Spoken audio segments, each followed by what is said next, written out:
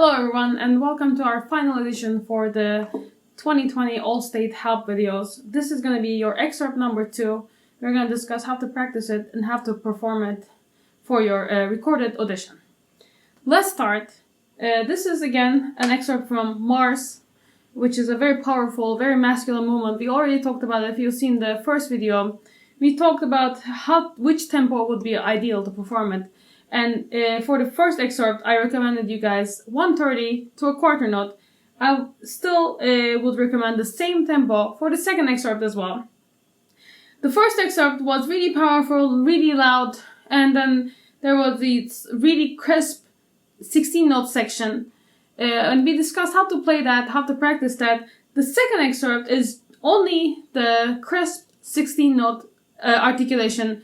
There is nothing legato, there is nothing singing, not a lot of shifting, it's just a lot of fast notes on the left hand and very, very crisp, very dry articulation almost on the right hand.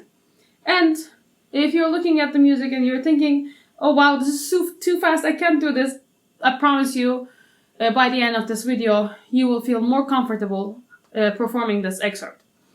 So, first, again, we need to slow down the excerpt and find the tempo that we can play this whole thing at.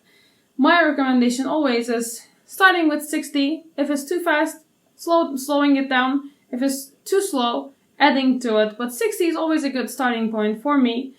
I would recommend you to do the same thing for the quarter note.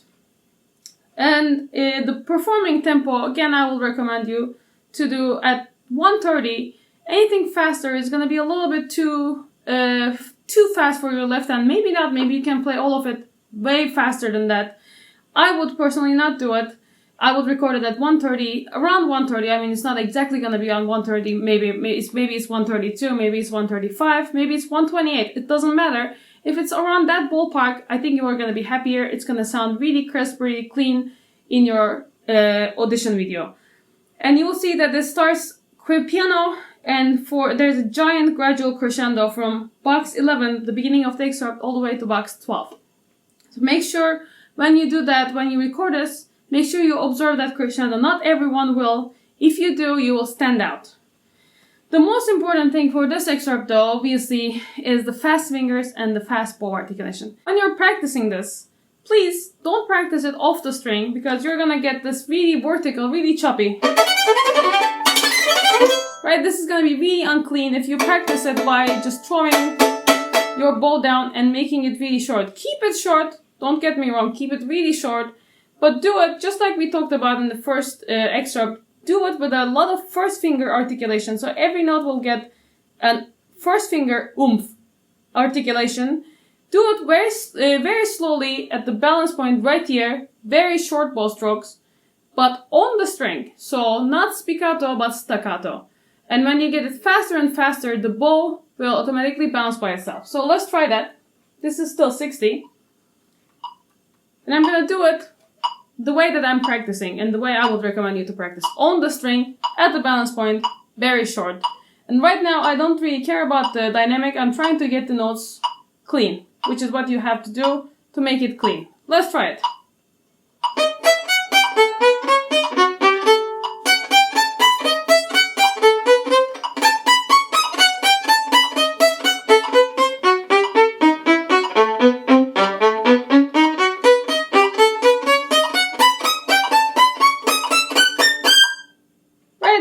If you vibrate the last note and just play an 8th note and off, it's going to be great. It's going to ring through the measure. Make sure you're not bleeding into the rests, though. It's very important. It's going to be very good way to show the conductor that you have the rest integrity. Not everybody else has it. So the performance tempo. If you practice this slowly at the balance point with that staccato bow stroke I just showed you, right?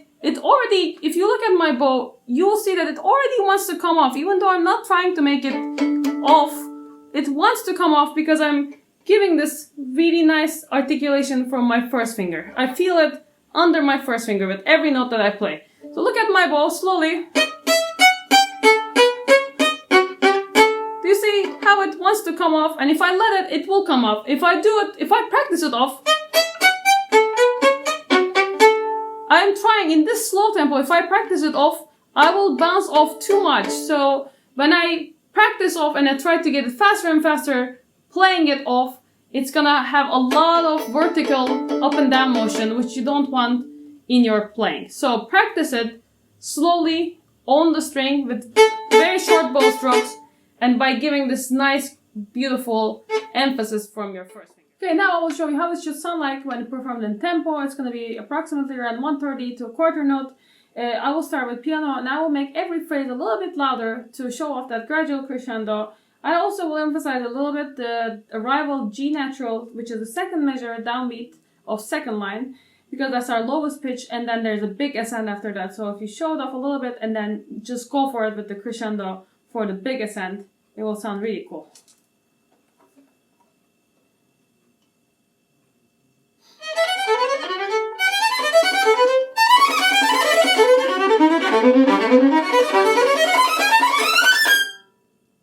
This was approximately 130. Make sure when you play it in tempo for your audition, observe the 16-note rest. Don't rush, don't get super excited, and start less, observe the crescendo. And leave the last note at box 12, a little bit short but vibrated so it rings throughout. Let's talk about some fingerings that I would recommend. It says the very beginning of the second excerpt, it says to use the fourth finger. I think go ahead and use the third finger. There's no reason to use the fourth finger right there, and my fourth finger, like every other violinist, is the weakest. It's always the weakest of our fingers. If it was an E flat, I would say, for the intonation purposes, go ahead and use it. For the D sharp, there's no reason. You should be able to play a good, beautiful D sharp with a third finger, and it will be faster to lift so that your transitions are cleaner. I have another couple of fingering recommendations for you guys. It's the third measure of the whole excerpt. You will see it starts in third position. After the first four notes, there's a marking that I really cannot make up. Does it say 3, does it say 1? Go ahead and mark that F sharp 1. So go to the first position, you will be happier, it will be easier. So use first finger to go down to first position on that F sharp. This is the third measure of the excerpt. The other thing I would like you to mark is look at the second line, and the very last note of the first measure is a C. It's very easy to ignore that and play a C sharp because we're coming from all these sharps. So mark that C natural, even though you never played it wrong, go ahead and mark it. You will not lose anything. It will be easier when you perform it to realize that that is a C natural, not a C sharp. It's very easy to play that as a C sharp because in the next measure too, you will play a C sharp. So don't get them confused. Mark it as a natural. Again, look at the third measure of second line. I will play that for you, and then I will talk to you about how I'm shifting there. It's marked for the D sharp, the first note. It's marked first finger, right? And then there is 3, 4 after that for the second big beat. That would make it in fourth position, but it's very fast to shift to the fourth position, so you're kind of shifting there, kind of extending your fingers and shifting at the same time. It's not a real shift, it's not an extension, it's something in between. We call that sometimes the Galamian shift, when you go for the finger first and you move your arm later. So you can do that. You can do that. You see how I sneakily moved my arm up to fourth position after I played the G. I would not do that fingering. Whenever I performed this, I did a different fingering. So if you're not using the printed fingering, which there's nothing wrong with that, this is an alternate fingering that you can also use. Look at, again, this is the third measure of the second line. This is what I'm using. I'm starting with in third position with first finger. So the first 4 notes are good. And then I'm going to shift on that G. I'm going to shift to a 6th position. So it's going to be 1, 2. So I am doing G, A, B, C sharp. 1, 2, 3, 4, and the next third beat of that third measure is already in 6th position. So once I get there, I'm already in the position. So I do.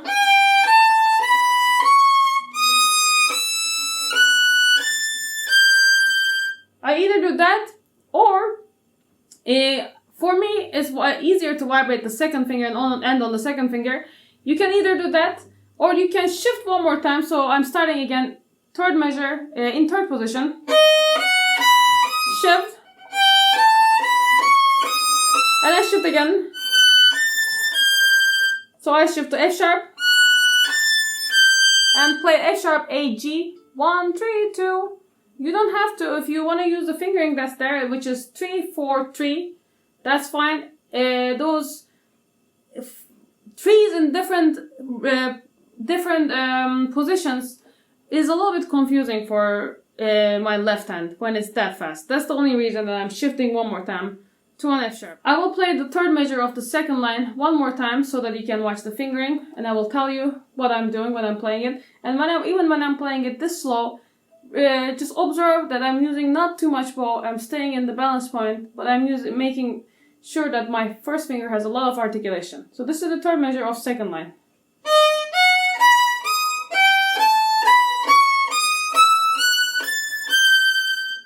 This is the fingering that is on there, except I shifted to the sixth position on the second big beat. So one more time, third position, shift. So the last two, the second beat, the third beat, and the last note, they're all in sixth position. The last note at 12 is almost a small extended 3. You can do that, that's great. And my second alternate fingering is this. Start again in third position, shift, shift again, and end in 8th position. Both would work. Pick one that you like, that you feel like it's going to be secure, and go with it, but make sure you stick to one fingering, so when you're practicing it from slow to fast, you always have the same fingering under your left hand. Okay, we talked about how to practice this. We are going to take it from a slow tempo and we are going to go to all the way up to 130. If you're planning on performing this in the audition at 130, I would recommend going higher than that. So I always have this method of what tempo I should practice to so that I can perform it in a given tempo. I always take the 20% of what my performance tempo will be. Some people do 10%. If 20 is too much, you can go with 10%. It always has to be a little bit faster than what you're going to do for your audition though.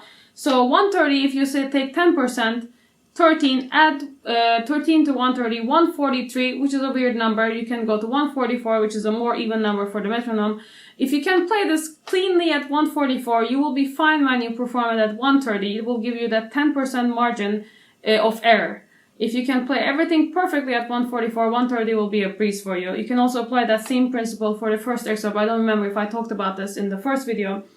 But 144, if you're pushing it to 130. If you want to keep it a little bit under tempo and make it clean and show off your good shifts, good intonation, that's fine. Don't play it at a tempo that you cannot play it at though. Don't make sure you're not doing it really fast, choppy, and unclean, because people are not going to be impressed by that if it's a recorded audition, especially. In a live audition, you can say, oh, this is the nurse. I'm sorry, I didn't know what to do. In a recorded audition, people are going to assume that you had enough time to do this, enough time to practice this. So when you perform, if you want to take it a little bit slower and make it clean, please do that. Don't push too much so that you break in your recorded audition. And remember, we don't want a vertical sound. We don't want this choppy sound. Nobody's interested of that. And remember, when you're practicing, you're gonna stay at the balance point and do it with very short bow strokes. If you watch my right hand when I play this in tempo, you will see a lot of motion in my right hand, which is where the articulation is gonna be coming from. I'm still doing that first finger articulation when I'm keeping it in tempo, and it will be short, clean, but not necessarily super off. This is unclean. If you do, it's going to be close to the string, short, but definitely clean. So don't go for this vertical choppy sound, rather go for short. So think about those dots as very short, clean, and crisp. Not necessarily off by throwing the bow down and let it bounce vertically, not this, but this.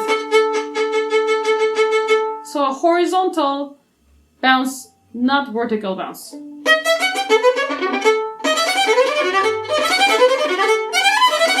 Right? You can go as fast as you want, but it will never sound.